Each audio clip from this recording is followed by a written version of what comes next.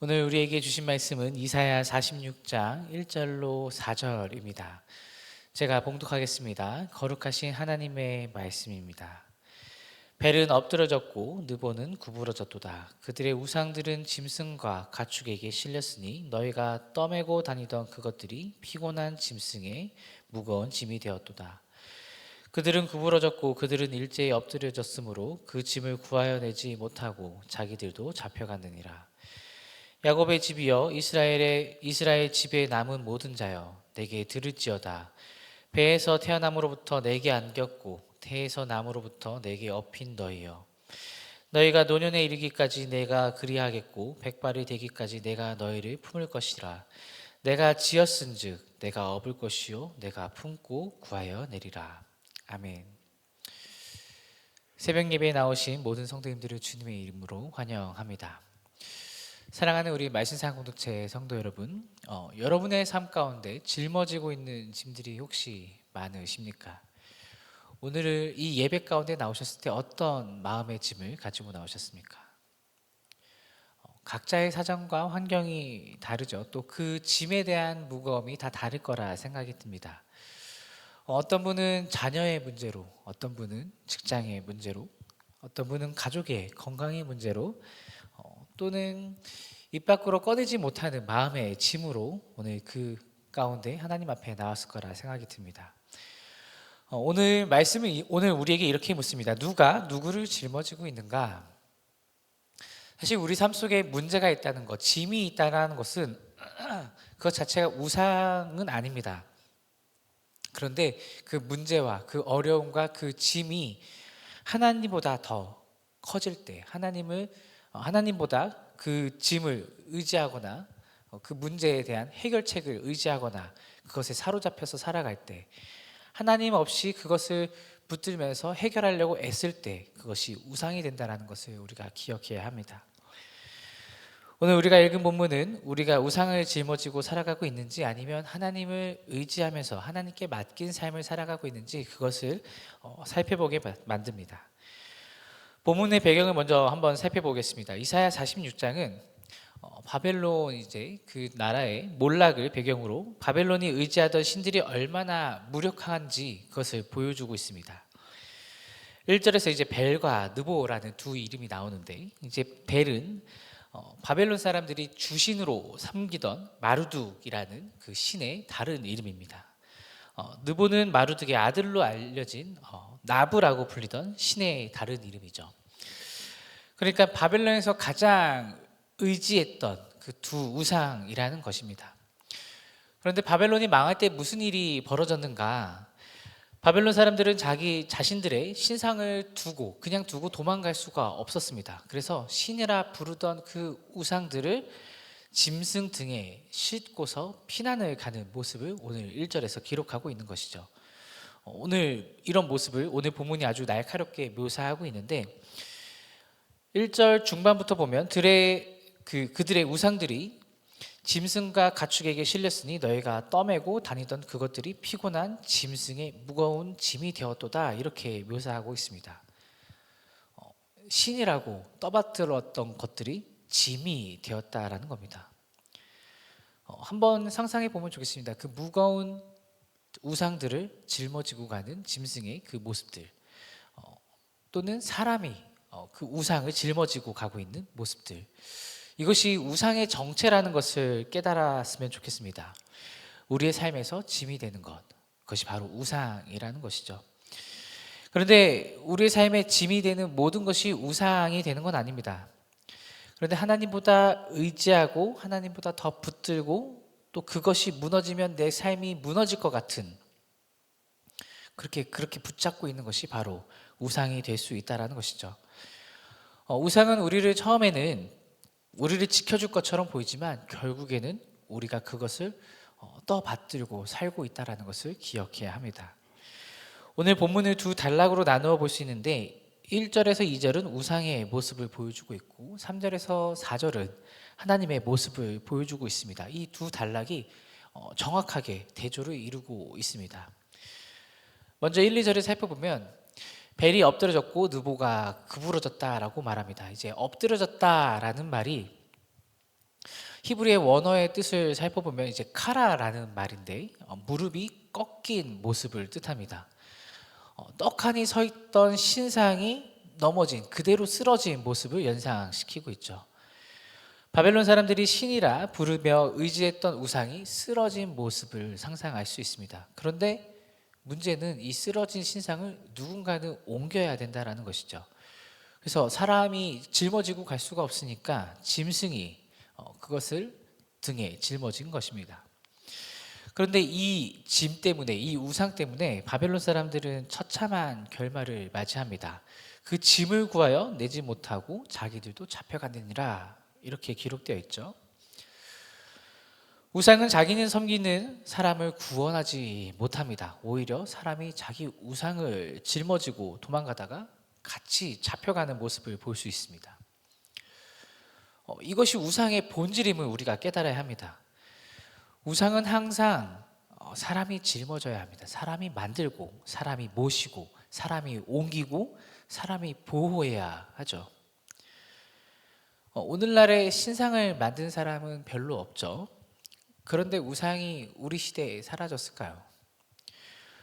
오늘날에도 여전히 우상이 있다는 사실입니다. 어떤 사람에게는 돈이 우상이고, 어떤 사람에게는 자녀가 우상이 되고, 어떤 사람에게는 자신의 능력이, 어떤 사람에게는 사람의 인정이 우상이 될 수도 있습니다. 그런데 이 우상들의 공통점을 한번 곰곰이 들여다보면 바로 내가 짊어지고 가야 한다라는 것이 바로 공통점입니다. 돈을 의지한 사람은 돈을 지키느라 그 돈에 짓눌려 살죠. 자녀를 의지하는 사람은 자녀가 잘못될까봐 그 문제에 짓눌려서 삽니다. 인정을 받고 싶은 사람은 인정받기 위해 평생 자기를 짊어지고 살아가죠. 우상은 우리를 지켜주는 게 아니라 우리가 우상을 지키느라 진이 빠지는 모습을 살펴볼 수 있습니다. 사랑하는 우리 말씀사랑 공동체 성도 여러분, 우리가 지금 붙들고 있는 것은 우상입니까? 아니면 하나님입니까? 하나님보다 더 그것이, 우리가 붙들고 있는 것이 하나님보다 더 커져서 그것이 무너질까봐 두려워서 떠매고 다닌다면 그것은 분명하게 우상임을 우리가 깨달아야 합니다. 3절 4절로 한번 넘어가 보면 3절 4절에서는 완전히 다른 그림으로 전환됩니다. 3절에서 야곱의 집이여 이스라엘 집에 남은 모든 자여 내게 들을지어다, 이렇게 기록하고 있죠. 먼저 이걸 살펴보면 우상은 사람의 말을 듣지도 못하는데 하나님은 우리에게 이렇게 말씀하십니다. 내게 들을지어다. 먼저 우리에게 말씀을 걸고 계시죠. 듣지 못하는 우상과 우리에게 들으라고 말씀하시는 하나님, 이 자체가 이미 거대한 차이를 보여주고 있음을 알 수 있습니다. 그리고 이 말씀이 향하는 대상을 보면 이스라엘 집에 남은 모든 자입니다.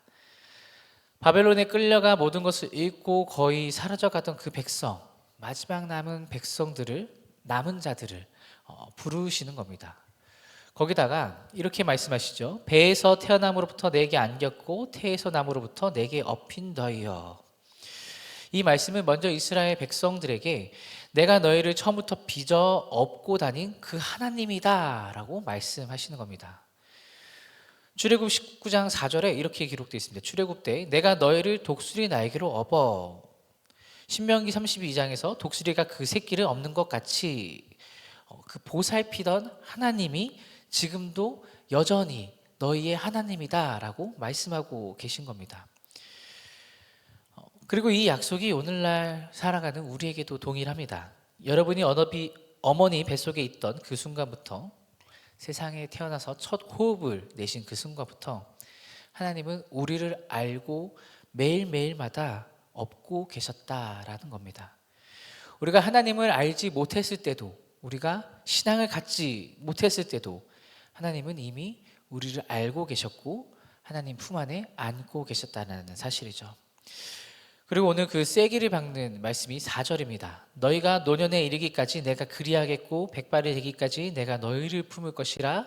내가 지은즉 내가 업을 것이요 내가 품고 구하여 내리라.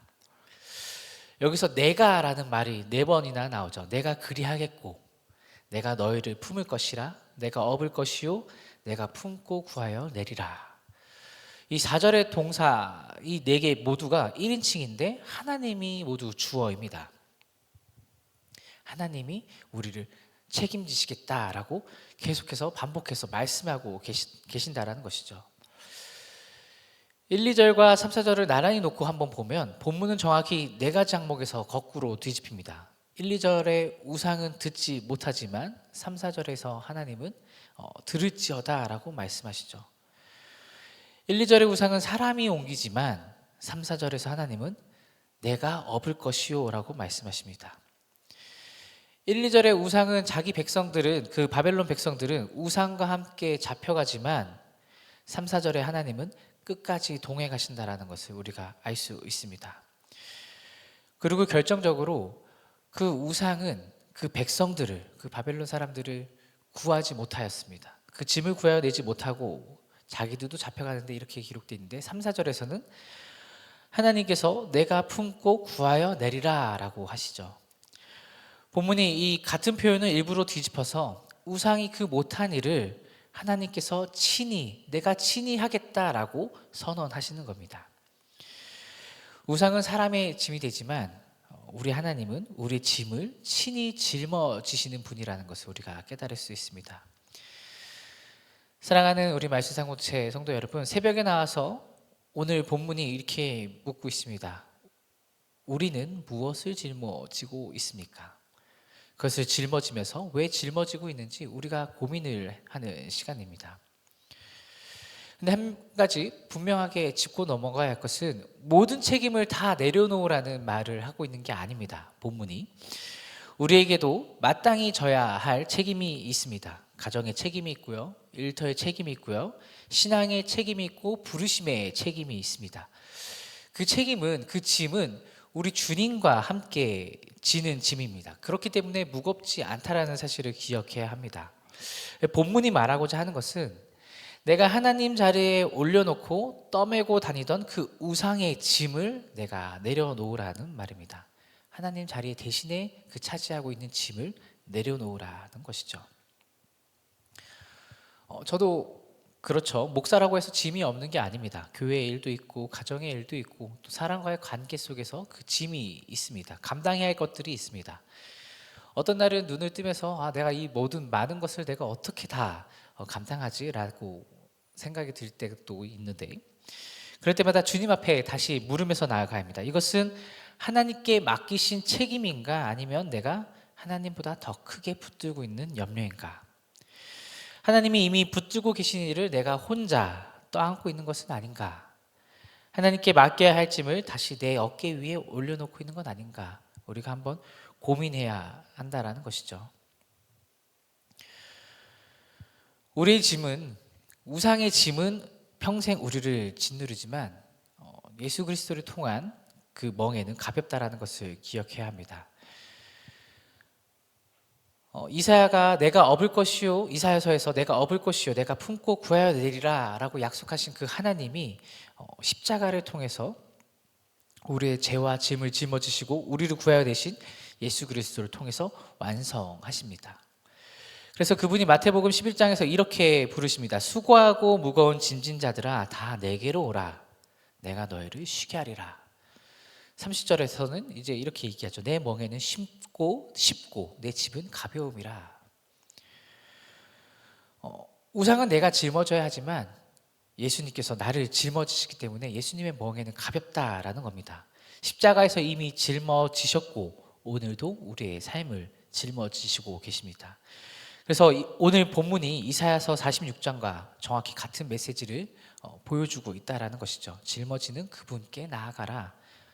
이것이 오늘 우리를 부르신 하나님의 음성인 줄 믿습니다. 4절을 한 번 더 살펴보겠습니다. 내가 지은즉 내가 업을 것이요 내가 품고 구하여 내리라. 사랑하는 우리 말씀의 공동체 여러분, 지으신 분이 책임자이시죠. 만드신 분이 짊어지십니다. 우리를 지으신 그 하나님이 오늘도 우리를 업고 계시고 우리를 품고 계시고 오늘의 삶 속에서 우리를 구하여 내고 계십니다. 이 사실을 붙들고 오늘 하루를 살아가는 저와 여러분 되기를 주님의 이름으로 축복합니다. 기도하겠습니다. 살아계신 하나님 아버지, 이 시간 주님 앞에 나온 저희를 우리를 받아 주옵소서. 우리가 평생 떠매고 다니던 그 우상의 짐들을 오늘 이 시간 이 자리에서 내려놓습니다. 우리를 빚으신 주님이 우리를 업으시고 우리를 품으시고 우리를 구하여 내신다는 그 약속을 붙들고 오늘 하루를 살게 하여 주옵소서. 십자가에서 우리의 짐을 친히 짊어지신 그 예수 그리스도의 이름으로 간절히 기도드립니다. 아멘.